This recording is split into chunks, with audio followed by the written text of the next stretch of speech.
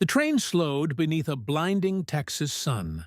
Heat rippled across the barren land as dozens of captured German soldiers peered through the slats of a military freight car. Dust rose from the rails like smoke. They had crossed the Atlantic in silence, bracing for punishment. Stories had spread among them that Americans were brutal, that defeat meant chains, starvation, humiliation. Now the convoy halted beside a field of waving mesquite and barbed wire, glinting in the glare. Armed sentries waited, their khaki uniforms pressed, rifles angled but relaxed. Beyond the wire stood rows of wooden barracks, whitewashed, orderly, a vision too calm to trust. The men climbed down, eyes darting, breaths tight. A Texan sergeant stepped forward, his tone flat but unthreatening. Cigarettes were offered. Water followed. In the distance, a gramophone crackled with swing music. The Germans waited for a whip. Instead, they received jazz. The scene marked the beginning of one of the strangest encounters of World War II. When captured enemies discovered compassion where they expected cruelty. By mid-1943, the tide of war had turned. In North Africa, the Afrika Korps, once Rommel's pride, was shattered. Over 250,000 Axis troops, many of them German, laid down their arms in Tunisia. The Allies faced a logistical nightmare. Where to hold such vast numbers of prisoners? Britain's camps were overflowing, North African facilities were crude, and the Geneva Convention demanded humane conditions. The United States, distant from the front lines yet rich in land and resources, became the answer. Ships that once carried tanks and ammunition across the Atlantic now carried men. Thousands of captured Germans, Italians, and a few Austrians, westward under armed guard. The voyage was quiet. The prisoners, stunned by defeat, expected abuse. Many assumed they were being taken for forced labor or worse. Instead, they were bound for a country most of them had only seen on propaganda maps, a land portrayed as decadent, weak, and soulless. By summer 1943, the first POW trains were winding through the American South. Texas, with its vast open plains, sparse population, and existing military infrastructure, became a primary destination. The War Department selected it not just for space, but for isolation. Wide expanses meant fewer escape risks. At its peak, Texas would house over 50,000 Axis prisoners across more than 30 camps, from the pine forests of Huntsville to the dry hills around Hearne and the rolling farmlands near Mexia. Each camp followed a clear military pattern. Guard towers, double fences, wooden barracks, mess halls, and parade grounds were built by the U.S. Army Corps of Engineers. But unlike the fearsome images the Germans had of enemy prisons, these places carried a sense of uneasy order rather than terror. Showers, medical clinics, libraries, and even sports fields were included. For American officers, it wasn't mercy, it was policy. The Geneva Convention of 1929 required humane treatment, and the U.S. Army, eager to display moral superiority over its enemies, enforced it strictly. Yet for the men stepping off the trains, the contradiction was overwhelming. These were soldiers of a regime that preached racial dominance, now being treated with dignity by those they had been taught to despise. Guards gave cigarettes and coffee. Medical officers examined wounds without insult. The barracks were clean, meals regular, and discipline firm but not cruel. Many prisoners whispered among themselves that this civility was a deception, that torture would come later. It never did. In those early months, American communities near the camps watched with suspicion. Some locals feared violence. Others, especially farmers facing labor shortages due to the draft, saw opportunity. Under supervision, POWs were soon sent to harvest cotton, pick fruit, and cut timber, all for a few cents per day credited to their accounts. What began as military necessity slowly turned into an unspoken social experiment, whether decency could erode indoctrination. Still, beneath the calm, tension simmered. Among the prisoners were convinced Nazis, men who saw cooperation as betrayal. They tried to enforce ideological discipline, forming secret cells that punished traitors within. American commanders had to separate hardliners from moderates, isolating diehards in special compounds. The rest began to relax, sensing that the war, at least for them, was over. Each sunrise over the Texas plains deepened the paradox. Barbed wire stood firm, but fear began to dissolve. Guards who expected resentment found politeness. Prisoners who expected torment found music, baseball, and even English classes. It was a strange peace, one born not of surrender, but of restraint. And as the summer stretched on, what began as military containment slowly revealed something more profound, a moral confrontation between hatred and humanity. The U.S. Army called it Operation Safe Haven, though the term was never made official. Across Texas, farmland and abandoned training grounds were fenced, barracked, and turned into contained towns for men who had once served the Reich.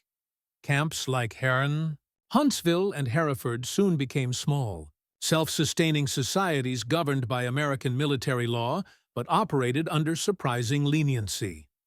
At Camp Hearne, often called the Model Camp, discipline was strict yet predictable. German officers maintained internal hierarchy under U.S. supervision. Prisoners lined up for morning roll calls, saluted their captors, and ate breakfast to the beat of bugles, as if still within the Wehrmacht. The familiarity of structure softened their transition, but what startled them was the fairness. Complaints were heard. Medical attention was given promptly. Food matched the caloric intake of American troops, something unimaginable to men who had endured rations at the front. Inside the wire, life reorganized itself. Barbers, tailors, and bakers emerged among the captives. Workshops produced wooden toys and furniture. Camp theaters formed. Orchestras tuned their instruments from scavenged supplies. On Sundays, chaplains, both American and German, held services. A rhythm of civilization reappeared under the Texas sun. The Germans were still prisoners, but not victims.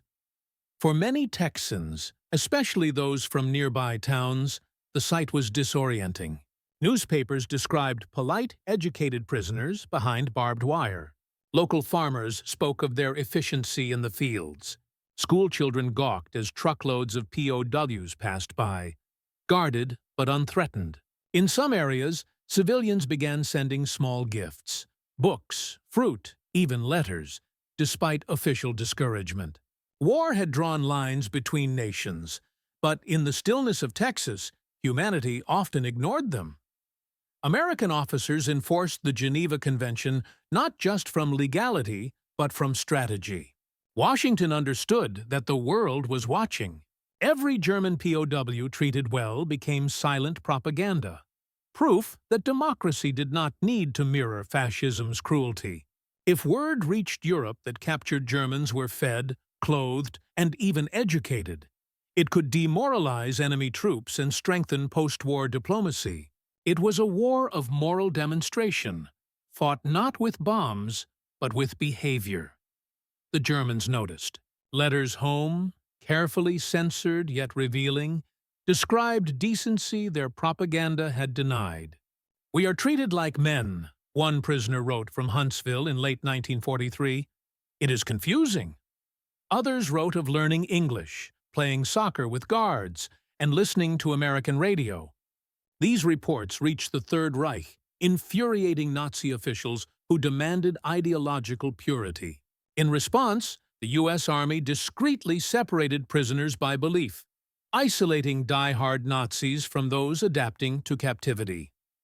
By 1944, a psychological shift had begun.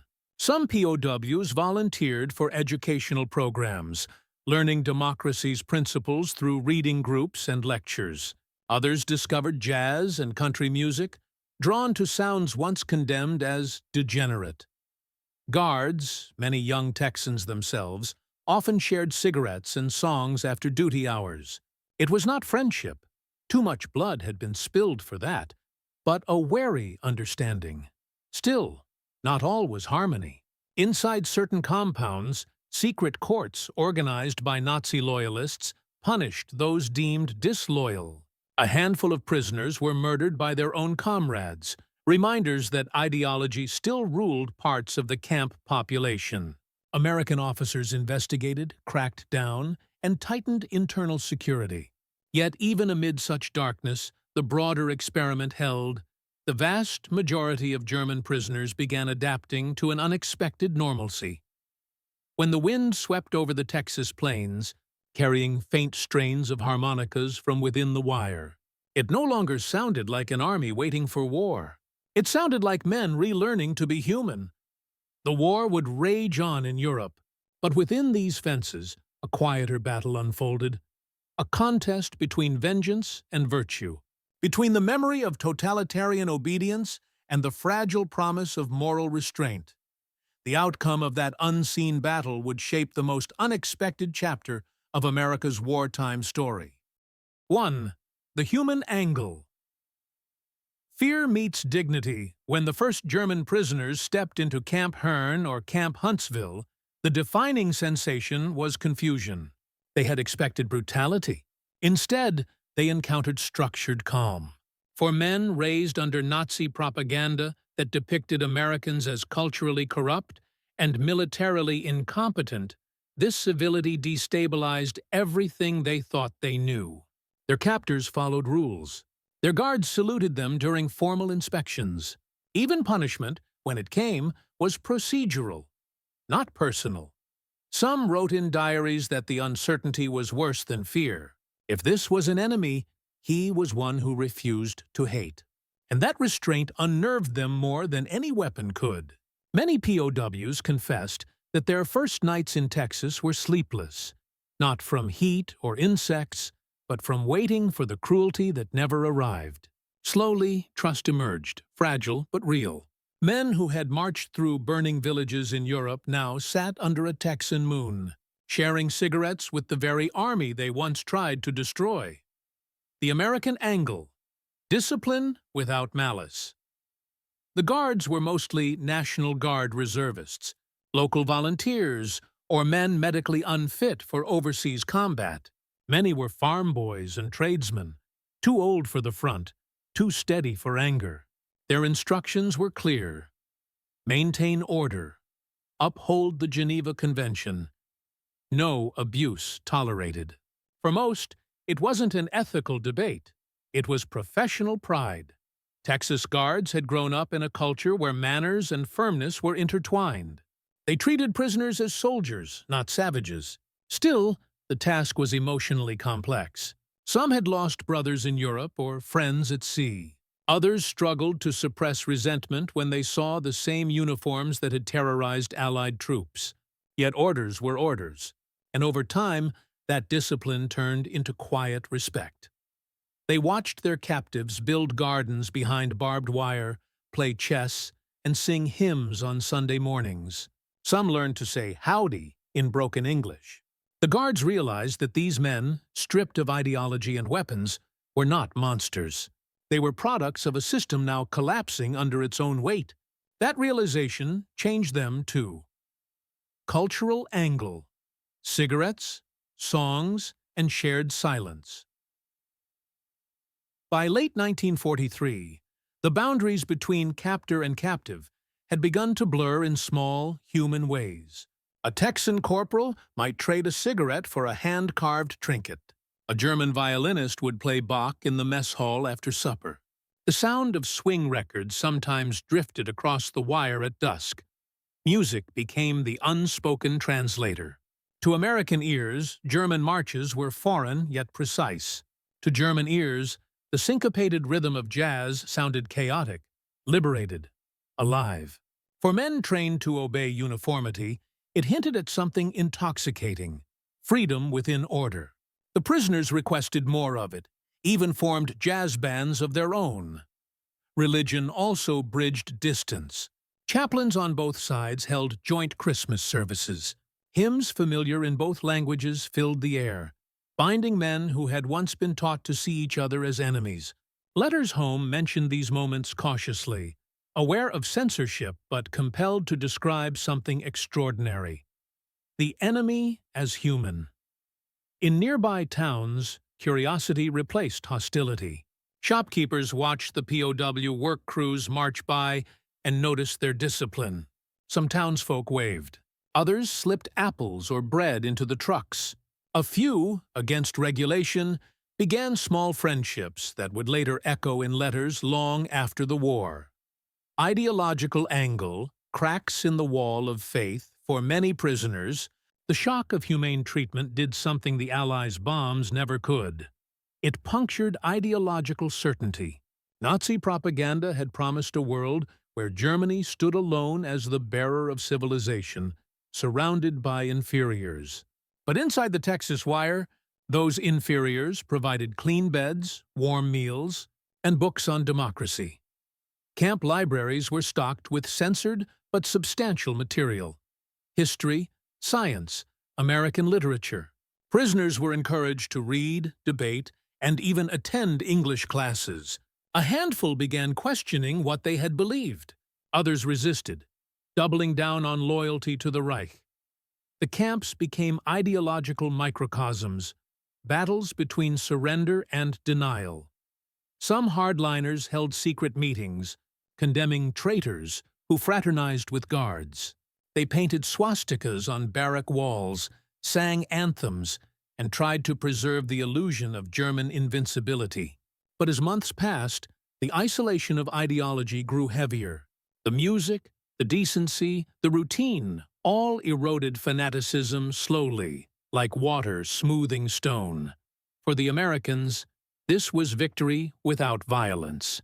Each German who abandoned hatred was a small strategic gain.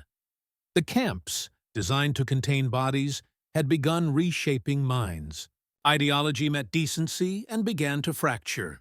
The next evolution would reveal how those fractures deepened, how work, purpose, and survival blurred the very notion of enemy. Economic angle, labor, land, and unlikely dependence by 1944. The war had stripped rural Texas of manpower. Young men were fighting overseas, crops stood unharvested, and industries faced paralysis. The German POWs, once symbols of threat, became a practical solution. Under Army supervision, work detachments were dispatched beyond the fences, to cotton fields, canneries, lumber mills, and irrigation sites. Each prisoner was paid 80 cents per day, credited to their camp account. American farmers, desperate to keep their land productive, paid the Army for the labor. The arrangement was simple, efficient, and transformative. German soldiers who had marched across deserts and mountains now stooped in Texan soil, cutting cane or gathering fruit beside civilians who months earlier had cursed their nation's name. The work was orderly, disciplined, and almost eerily peaceful. Guards followed on horseback or in jeeps, rifles slung but rarely used. Escape attempts were nearly non-existent, not because the prisoners had surrendered their will, but because the open plains offered nowhere to run. Many realized they were safer in captivity than in a homeland collapsing under Allied bombs. Farmers came to respect their skill. They worked hard, never complained, one recalled years later. Didn't seem like prisoners at all. By harvest season's end, local economies stabilized, thanks to hands that had once served Hitler. It was a quiet irony. The men sent to destroy democracy were now sustaining it, acre by acre. The transactional nature of labor blurred deeper lines. Prisoners learned the rhythm of American life, the courtesy, the pragmatism, the strange equality of men greeting one another as "sir." These experiences did what propaganda never could. They replaced fear with comprehension. Psychological angle. The disarming of hatred inside. The camps, mental transformation moved slower but cut deeper. At first, German POWs maintained rigid self-discipline. Beds perfectly made, boots polished, salutes crisp. It was an armor against shame. But the longer captivity lasted, the less purpose that ritual served. The Reich's news broadcasts, filtered through official bulletins, grew increasingly desperate. Victories turned to strategic withdrawals.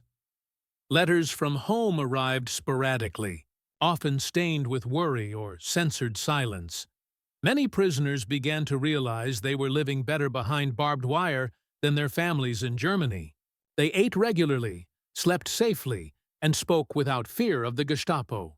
That realization carried guilt, a quiet corrosion of identity. Some embraced work, music, or study to dull the weight. Others withdrew into silence, their military pride hollowed by survival itself. American psychologists, observing the camps, noted a gradual erosion of hostility. The combination of fairness, order, and exposure to civilian decency acted like slow therapy. The term reorientation hadn't yet been coined, but the effect was visible. Men began debating politics, questioning doctrine, even laughing at jokes about the Führer whispered among trusted peers. Still, for some, humanity itself became unbearable. A few extremists viewed this tolerance as corruption, moral defeat disguised as kindness. They accused others of going soft, of betraying the fatherland through gratitude.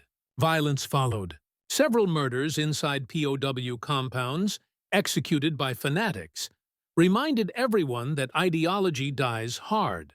The U.S. Army responded with segregation, isolating radicals in high-security enclosures. The remaining population stabilized, free to breathe without threat. By 1945, most POWs lived in a psychological limbo.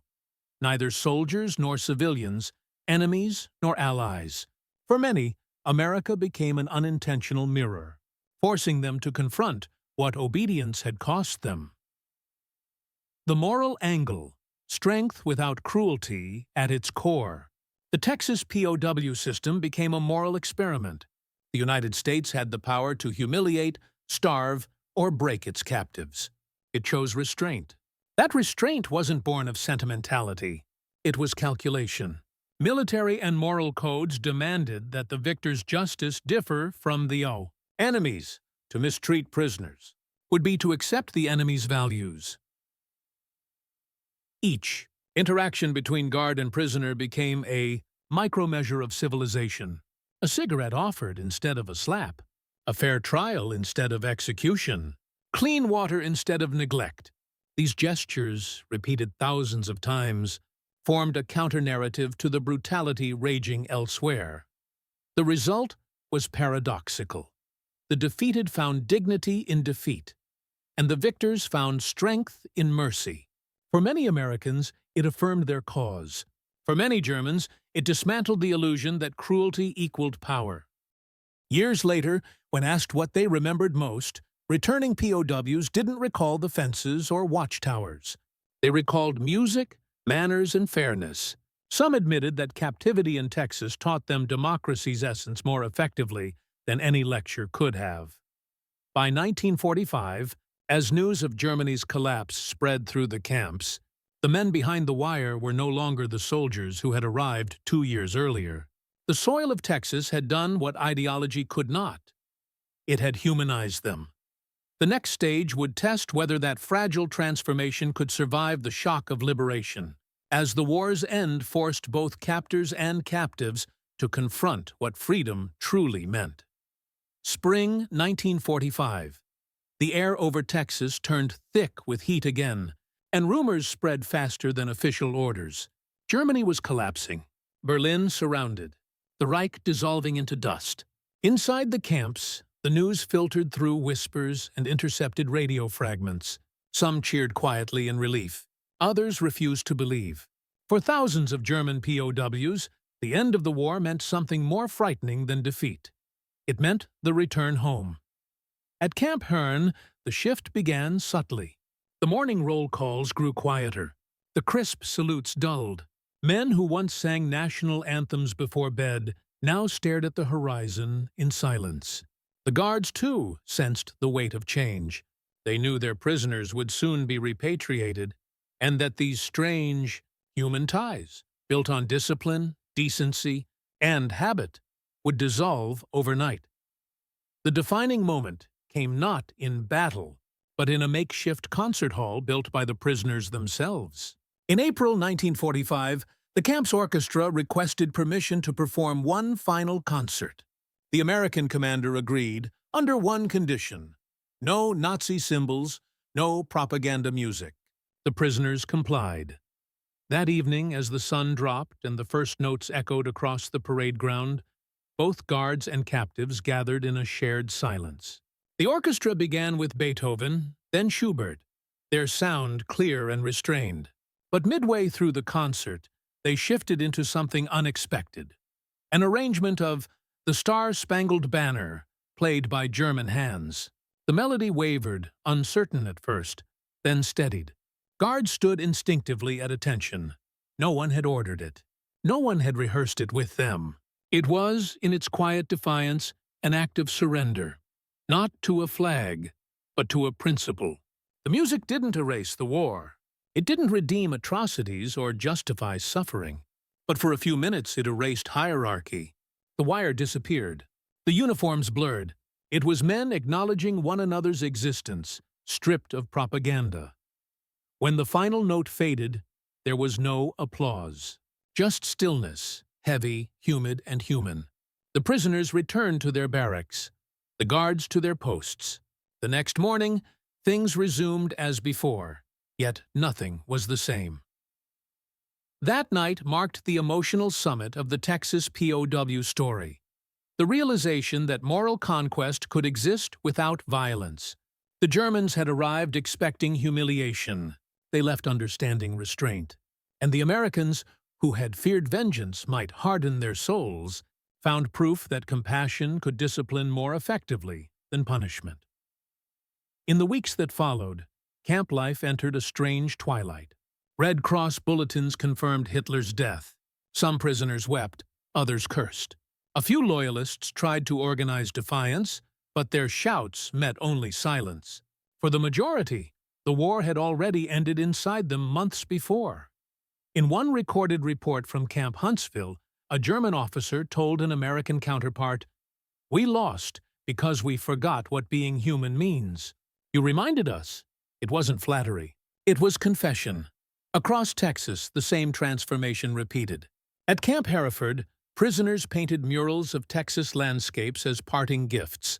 At Camp Brady, they held farewell soccer matches with American teams. The symbolism was impossible to ignore.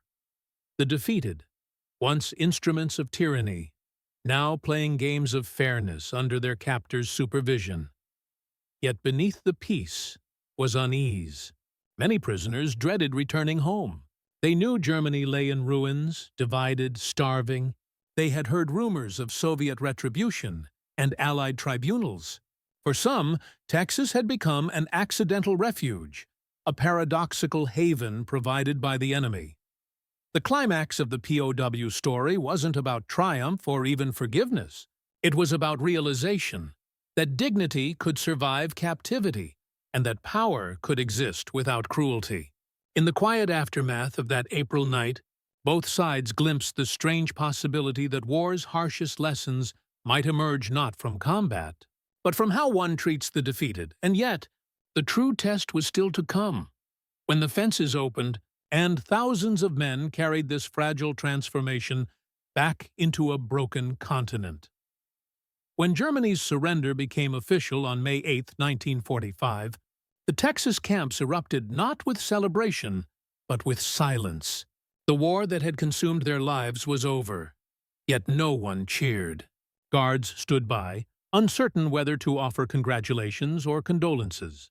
The prisoners, thousands of miles from their ruined homeland, simply stared at the ground.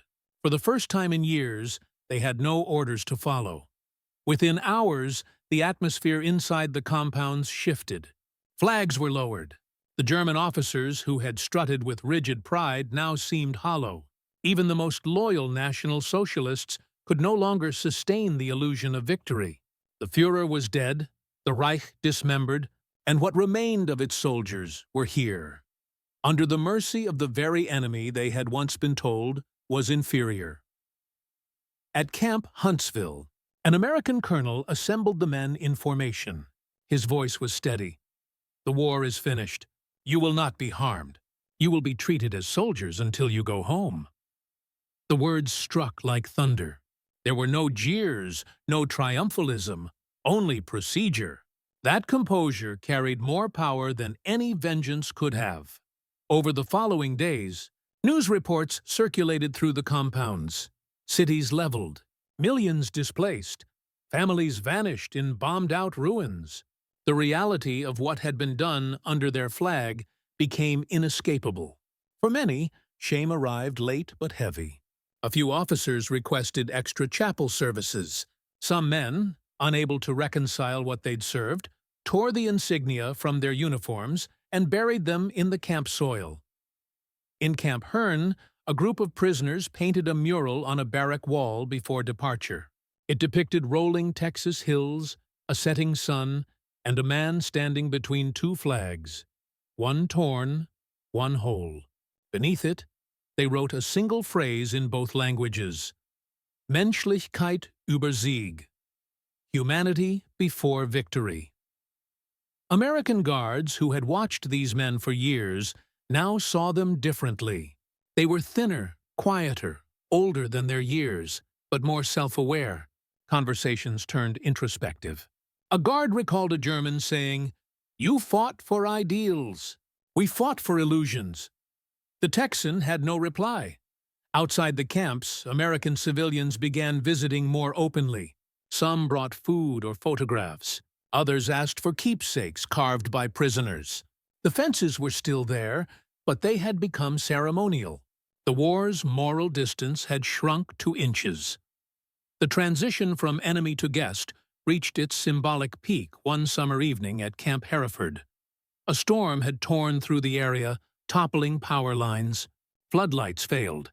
Instead of chaos, the prisoners emerged with lanterns and tools, helping guards rebuild fences and repair the mess hall roof.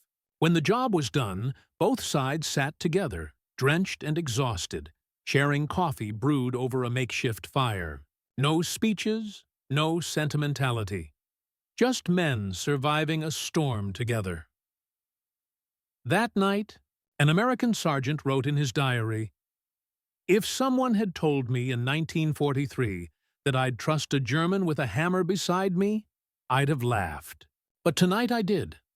Across Texas, scenes like that unfolded quietly, unrecorded by newsreels but remembered for decades. The climax of the POW story was not a moment of drama, but of recognition that moral strength does not require hatred, and that civilization is proven not when the war is won, but when mercy is offered. As repatriation orders arrived in late 1945, trains lined up once again on the same tracks that had brought the prisoners in 2 years earlier. Men who had arrived expecting chains now carried handshakes, photographs, and fragments of American songs. Some left carvings or painted emblems behind as gifts. A few promised to return someday. And some eventually did, years later, as immigrants or visitors, seeking the strange land where they had first rediscovered humanity. The war had ended, but the experiment in moral endurance was not finished. What happened next would measure its impact, not in battles or treaties, but in how the memory of Texas shaped the hearts of the men who had lived behind its fences. By late 1945, the vast machinery of repatriation began moving. Orders arrived to dismantle the camps, return the prisoners, and restore the land to civilian use. In Texas, this meant closing the chapter on one of the quietest, most revealing human experiments of the war. The first groups to depart were officers and specialists. They packed their few possessions into duffel bags, mostly carvings, notebooks, and photographs. Some carried letters from guards who had become unlikely friends. The departures were subdued. There were no flags, no anthems, only brief handshakes at the gate and the metallic screech of the train wheels beginning to turn. For many guards, the farewell was more complex than they expected. Men they had once regarded as dangerous enemies now felt familiar, almost domestic. Faces they had seen daily through heat, storm, and routine. A corporal at Camp Hearne later wrote, "It was like watching neighbors move away, not prisoners released." The prisoners, meanwhile, faced an even deeper conflict. They were being sent back to a Germany they no longer recognized. Letters from home spoke of bombed cities, families scattered, hunger and occupation. The world they had fought for no longer existed, and the one they had discovered behind American barbed wire seemed, by contrast, strangely civilized. On the train east, conversations drifted between nostalgia and disbelief. One soldier remarked, "The Americans conquered us without hatred." Another replied, "That's why they won." The words carried no bitterness, only realization. In post-war Germany, these returning POWs became quiet ambassadors of a different kind of victory. They told stories of fair treatment, of food shared, of guards who enforced order without cruelty. Their accounts contradicted Nazi propaganda so sharply that many civilians refused to believe them at first. "You mean the Americans fed you?" a neighbor asked. "Fed us and taught us," one replied. This seed of moral contrast would become one of the invisible foundations of Germany's reconstruction. Among those who had been imprisoned in Texas, a number later joined the emerging democratic government, education systems, and business sectors. Some publicly credited their transformation to their time in American camps. They had learned discipline without ideology, freedom without chaos, and respect earned through restraint rather than fear. Meanwhile, the former camps themselves vanished almost overnight. Barracks were torn down or sold. Fields returned to ranchland. Within a decade, little remained but scattered foundations and fragments of concrete roads hidden under grass. Yet the memory persisted among locals who had witnessed the odd sight of German soldiers working Texas soil, building churches, or playing Bach in open-air concerts. A few Texans kept mementos, wood carvings, hand-drawn maps, small clocks fashioned from scrap metal. For them, the experience was equally transformative. They had seen that even in war, the enemy could resemble a neighbor. That understanding would later influence how Americans treated prisoners in future conflicts, at least for a time. Not all memories were gentle. Some veterans resented the leniency, believing the prisoners had been given comfort denied to Allied POWs in Europe. Their anger was understandable. The moral contrast was hard to reconcile. But the policy of humane treatment had not been sentiment. It was strategic moral engineering. The U.S. Army had understood something profound. To rebuild peace, one must first break the logic of hate. By the early 1950s, letters began arriving in Texas from across the Atlantic. Former German POWs wrote to thank their captors, sometimes enclosing photographs of their families standing beside rebuilt homes. One letter from a man named Carl Hoffman read, "When I arrived at Camp Huntsville, I was still a soldier. When I left, I was a human being again." That single sentence captured what textbooks would later struggle to express: that the Texas camps had not merely contained prisoners, but quietly rehabilitated an ideology. The aftermath of the war was littered with ruins, but within those ruins, something unplanned had taken root. A recognition that dignity can outlast conquest. The Texas experiment proved that even in a world fractured by violence, mercy remains the most subversive form of strength. In the years that followed, the story of the German POWs in Texas slipped quietly into the margins of history books. It was not a tale of combat or heroism, but of restraint, and restraint rarely earns monuments. Yet, for those who lived it, the memory endured in the smallest details. The smell of mesquite in the evening air, the sound of jazz drifting over the wire, the odd silence of a camp where enemies learned decency from one another. When historians later examined the American POW system, Texas stood out as its moral centerpiece. Across more than 70 camps in the United States, none balanced discipline and dignity as precisely as those scattered across the Lone Star Plains. Reports compiled by the War Department concluded that the humane treatment of German prisoners had achieved more psychological victory than any propaganda leaflet dropped over Europe. The enemy, it turned out, could be disarmed not only by power, but by character. That realization reshaped how the U.S. military approached post-war occupation. Officers who had served as camp administrators in Texas were later sent to Germany to oversee reconstruction. They understood something essential. Rebuilding a nation required not humiliation, but human contact. Many of them would later remark that their real education in leadership had not come from combat, but from the quiet administration of captured men. For the former prisoners, the echoes of Texas followed them long after the barbed wire disappeared. Some organized reunions, writing back to their former guards, even visiting the towns near their old camps. In small cafes of Bremen or Hanover, they would recount the strange chapter when their enemy had treated them better than their own regime had treated civilians. It was a lesson they passed on to their children, a private inheritance of humility and respect. Texas itself absorbed the memory differently. The land reclaimed the old sites, but the moral impression lingered. Teachers began bringing students to the few remaining camp foundations, explaining that during a time of global hate, this state had hosted the enemy and given him bread. The lesson was simple, stark, and enduring. Humanity is a weapon too.